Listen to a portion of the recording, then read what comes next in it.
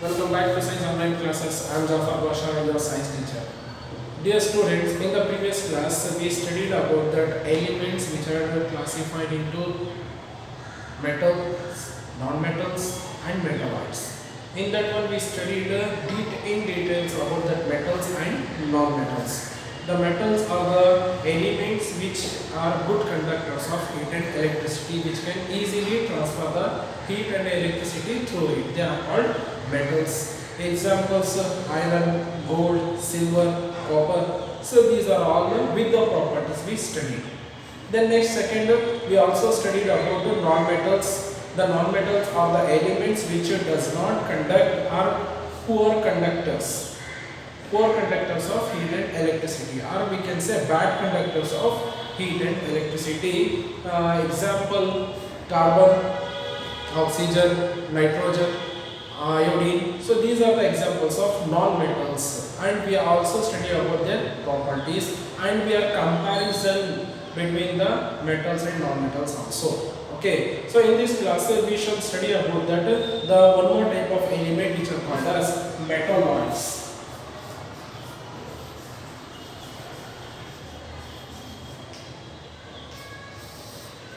What is metalloids? Metalloids are the elements which have the properties which are intermediate between the metals and non-metals. The properties which intermediate the metals and non-metals, such type of elements are called as metalloids. So the metalloids is also called as semi-metals. Semi-metals, the name itself, semi means half. Half metals, can we say half metals? No, the semi-metals name given to that elements because initially they are not showing any metal characteristics or properties, but when we are supplying the suitable environment, these all starts exhibiting the properties of metals. So that's why they are considered in semi-metals or metalloids. So remember, once again I am repeating the definition: the elements which having the properties which intermediate between the metals and non-metals, they are called as metalloids or the semi-metals. So then how can we say what are the examples? So we can write that one: examples of boron, silicon, germanium, etc. So we can take examples for metalloids are boron, silicon and germanium. So initially they are not exhibiting, but when they have got that suitable environment, they are exhibiting the properties of metals. So that's why they are called semi-metals. Understood? So as we discussed that one, the metals, non-metals and metalloids.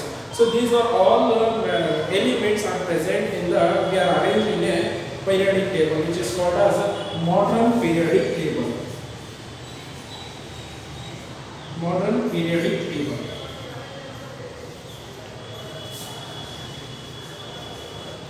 So have a look of the modern periodic table. The modern periodic table consists of 118 elements. 118 elements are present in the modern periodic table, and in which the 92 elements are natural. So 92 elements are naturally occurring elements in the periodic table. The rest of the elements are man-made. The rest of man-made. Understood? So in that one, the elements of the periodic table classified into metals, non-metals and metalloids. After that one, we have to think that one the state. Generally, the majority of the elements are available in solid state. Majority of that one. Most of the elements in the periodic table, they are solid in state, but in which the 11 elements are present in liquid state. Sorry, gaseous state. The 11 elements are available in a gaseous state at room temperature, along with the 2 elements are in liquid state at room temperature. Gaseous state elements, as you know that one, the oxygen, nitrogen, helium, lithium, so chlorine. So these are the gaseous state elements which are present in the periodic table. But the two elements which are present in a liquid form are called as mercury and bromine.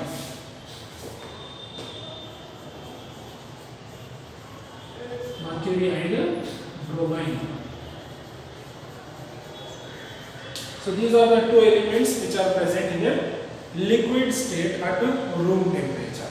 Understood? After that one, remember the elements what we are given, that one all are classified into three: metals, non-metals and metalloids. Understood everyone? So this is all about that, the metalloids and the sum of the introduction about that modern periodic table, in which total 118 elements are there, in which 92 are naturally occurring, the rest are man-made. And about that one, the most of the elements are solid in state, 11 elements are gaseous state, and the 2 elements liquid in room temperature, example mercury and bromine. So in our next class we will study about that the another type of substance which is called as compounds.